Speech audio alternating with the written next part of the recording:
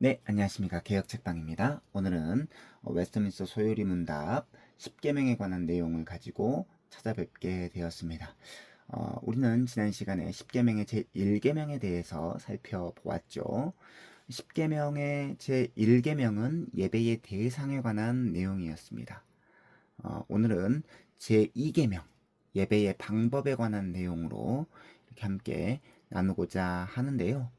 10계명의 1계명부터 4계명까지는 하나님 사랑에 관한 내용이고 5계명부터 10계명까지는 이웃 사랑에 관한 내용이죠. 그런데 1계명부터 4계명까지 하나님 사랑에 관한 내용은 하나님을 예배하는 데에서 우리가 잘 드러날 수 있다라고 말씀을 드렸습니다. 그러니까 하나님을 사랑한다라는 것은 예배 받으시기에 합당하신 하나님을 전심을 다해서 예배하는 것을 말하는 거죠. 그런데 지난 시간에는 우리가 예배의 대상이 누구신지, 예배의 대상이 누구신지에 관한 내용을 살펴보았습니다. 예배의 대상은 전지전능하신 창조주 하나님이시죠. 그 창조주 하나님만이 예배의 대상이 되십니다. 그러면 이제 제2계명, 오늘 살펴볼 제2계명은 예배의 방법, 그 하나님을 어떻게 예배해야 되는지에 관한 내용을 이제 함께 살펴보도록 하겠습니다. 자, 49문답입니다. 제2계명이 무엇입니까? 답은 이렇습니다. 제2계명은 너를 위하여 새긴 우상을 만들지 말고 또 위로 하늘에 있는 것이나 아래로 땅에 있는 것이나 땅 아래 물속에 있는 것에 아무 형상이든지 만들지 말며 그것들에게 절하지 말며 그것들을 섬기지 말라. 나 여호와 너의 하나님은 질투하는 하나님인즉 너를 미워하는 자의 죄를 갚되 아비로부터 아들에게로 3, 4대까지 이르게 하거니와 나를 사랑하고 내 계명을 지키는 자에게는 1000대까지 은혜를 베푸느니라 하신 것입니다. 자, 제1계명은 하나님 외에 다른 신을 섬기는 것을 금지하는 계명, 예배의 대상에 관한 내용이라고 한다면 제2계명은 그 하나님을 어떤 모양으로 만들어서 섬기는 것을 금지하는 계명입니다. 즉 예배의 방법에 관한 내용이죠. 절대로 영이신 하나님을 섬길 때 형상이나 모양을 만들어서 섬기는 것을 금지하셨다라는 거죠. 그 이유는 방금 말씀드렸던 것처럼 하나님은 영이시기 때문입니다.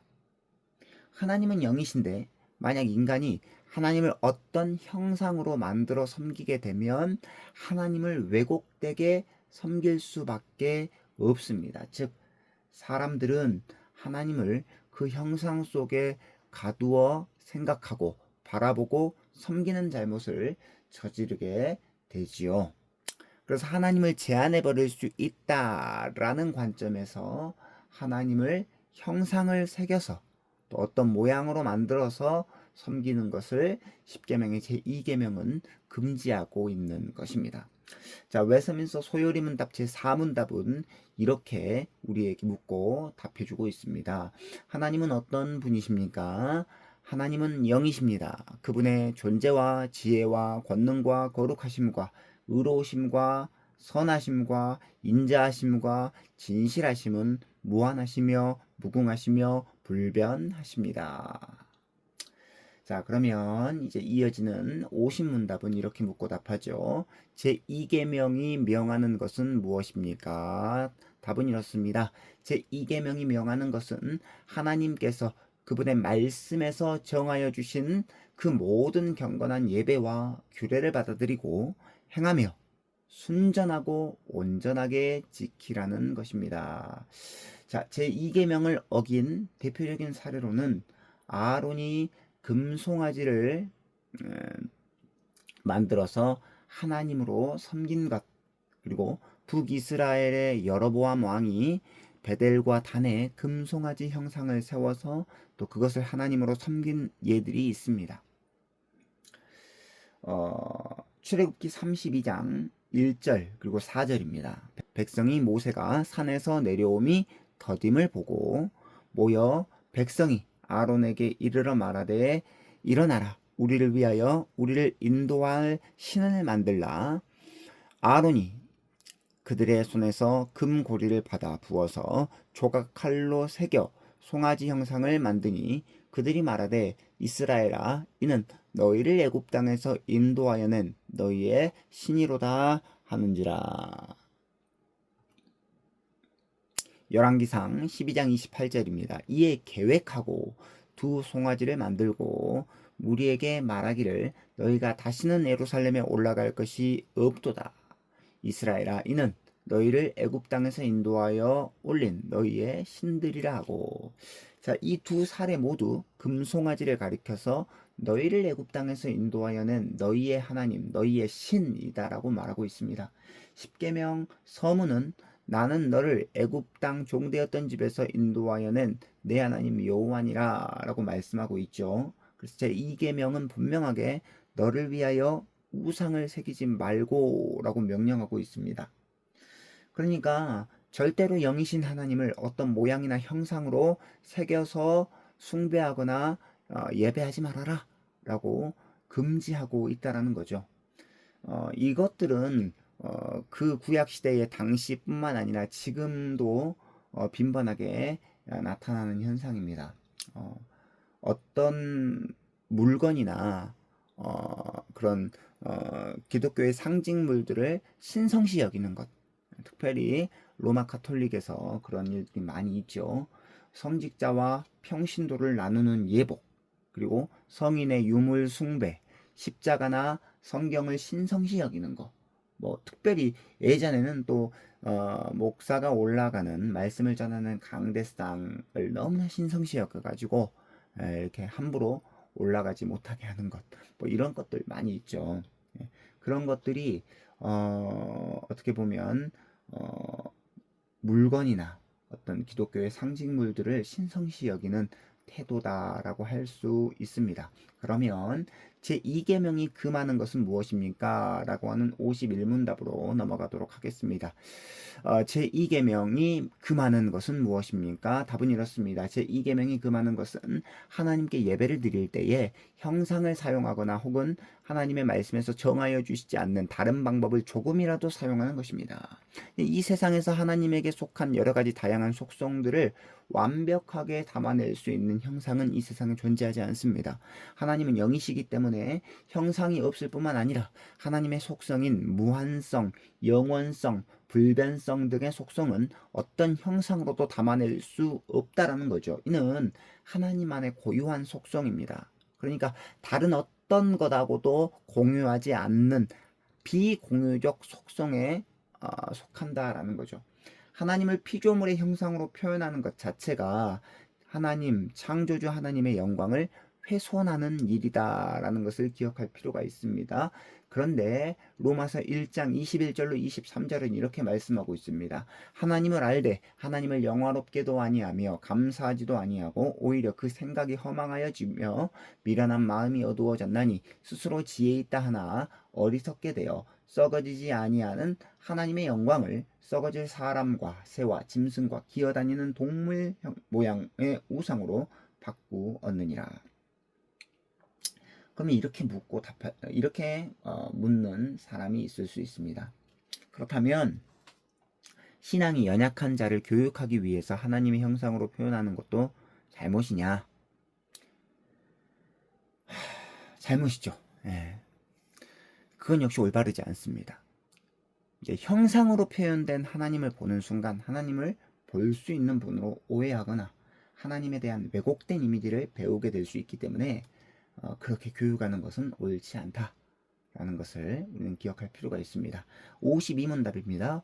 제2계명을 지킬 이유로 이어서 말씀하신 것은 무엇입니까? 답은 이렇습니다. 제2계명을 지킬 이유로 이어서 말씀하신 것은 하나님께서 우리의 주권자이시고 우리의 소유주이시며 친히 정하신 대로 경배받기를 열망하신다는 것입니다.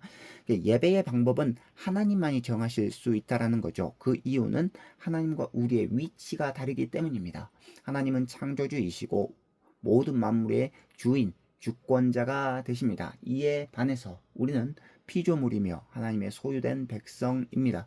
하나님은 우리에게 말씀하시고 우리는 하나님께서 말씀하신 그 말씀에 믿음으로 반응, 응답해야 된다는 거죠. 예배가 이러한 순서로 되어 있습니다. 하나님께서 말씀하시고 하나님의 백성이 그 말씀에 반응하고 응답하는, 예, 위아래의 구조로 이 예배의 순서가 되어 있다는 것을 기억할 필요가 있습니다.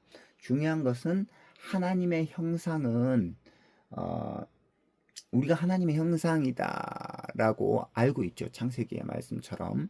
그런데 하나님의 형상으로, 진정한 하나님의 형상, 참된 하나님의 형상으로 이 땅에 오신 분이 바로 누구시냐?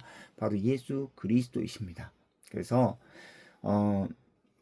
우리가 하나님을 형상으로 새긴다, 뭐 하나님을 형상으로 만든다, 이건 있을 수 없는 일이죠. 참된 하나님의 형상은 바로 예수 그리스도이시기 때문에 그 하나님의 형상을 우리가 믿어야 된다라는 거죠. 골로새서 1장 15절, 그는 보이지 아니하는 하나님의 형상이시요 모든 피조물보다 먼저 나신 이시니.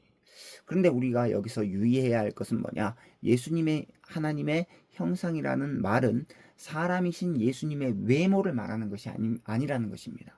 예수 그리스도의 인격과 그분의 사역이 곧 하나님의 형상이다라는 것을 기억할 필요가 있습니다. 즉 예수님께서 자신의 생애를 통해 보여주신 행동들, 그분의 선포하신 말씀들이 곧 예수님께서 하나님의 형상이다라는 사실을 우리에게 알려주고 있다라는 거죠. 만약에 예수님의 외모가 하나님의 형상이다라고 한다면 사진이나 그림으로 남겨놓았을 것입니다. 그러나 그렇게 하지 않으시고 하나님께서는 예수 그리스도의 행적과 말씀을 기록하고 해석한 복음서를 우리에게 남겨주셨다라는 것이죠.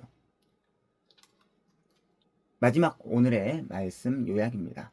49문답부터 52문답까지 우리가 살펴보았죠. 제2계명은 영이신 하나님을 어떤 모양으로 만들어 예배하는 것을 금지합니다. 이게 49문답의 내용이죠. 50문답은 하나님을 잘못된 방법으로 섬기는 것도 우상숭배다라는 것을 살펴보았습니다. 51문답, 하나님을 형상화하는 것은 불가능할 뿐만 아니라 금지된 행위입니다. 그러니까 십자가를 신성시 여기는 것, 예수님을 어떤 그림으로 그려가지고 이렇게 막 신성시 여기는 것, 그 다음에 유물 숭배 같은 것들, 이런 것들 다 잘못된 거다라는 거죠. 이것들이 다 제2계명을 어기는 행위다라는 것을 기억할 필요가 있습니다. 52문답의 내용은 또한 이렇습니다. 제2계명은 우리의 생각이 아니라 하나님의 뜻대로만 예배할 것을 명령합니다. 하나님의 말씀하심, 그리고 우리의 그 말씀에 대한 응답이 곧 예배다라는 것을 기억하고 우리가 예배의 순서에 어떤 순서들이 들어있는지에 대해서 유심히 한번 살펴볼 필요가 있다라는 것입니다. 자, 오늘은 우리가 제2계명에 대해서 살펴보았고요. 다음 시간에는 예배의 태도에 관한 제3계명의 내용을 가지고 이렇게 찾아뵙도록 하겠습니다. 개혁책방 좋아요와 구독은 큰 힘과 위로가 됩니다. 감사합니다. 안녕히 계십시오.